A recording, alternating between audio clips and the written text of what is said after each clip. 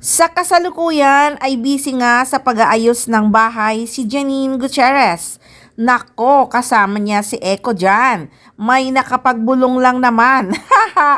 Nakasama ang kanyang baba. So sweet, di ba?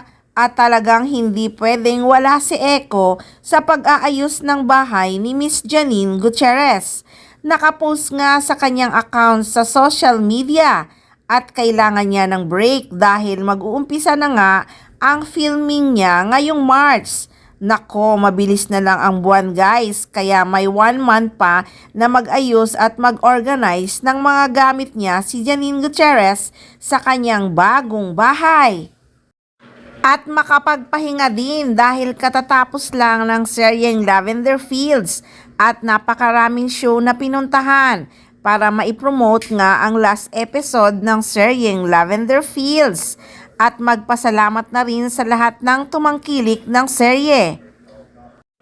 At kaya nga nagpa-home service talaga siya sa Kairos para ma-sure na healthy siya sa taong ito dahil marami siyang mga taping at guesting, sigurado yan.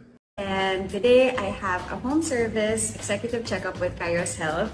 This is how I start the year para talagang sure na healthy and magagawa lahat na accomplishments this year. So, let's go! Sobrang nipis pala ng ugat ni Janine dito, kaya pinakat ko muna yung video para kapain yung ugat ni Janine. Then after niya, nagpa-ECG naman si Janine. Ayan, perfect naman, sobrang flawless ang procedure na to. And sobrang convenient, di ba? So guys, wait na lang tayo sa March na nga ang umpisa ng filming ng seryeng The Accused. Kaya tahimik na naman ang Ekonin dahil pag nag-start na nga ang taping ng kanilang bagong serye na The Accused, siguradong may pakilig na naman ang Ekonin. Lalo na sa taping nila, marami na namang nakapost sa social media. Kaya mag-abang-abang lang tayo sa mga susunod na mga linggo at marami na silang update sa seryeng inaabangan ng lahat, ang The Accused. So yan muna ang update ni Janine Gutierrez guys. Medyo matumal ang paayuda ngayon ng Ekonin.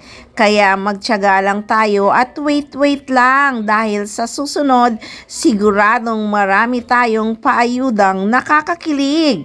Kaya lagi lang kayong mag-abang. Syempre, dito lang yan sa Maarteng Machika.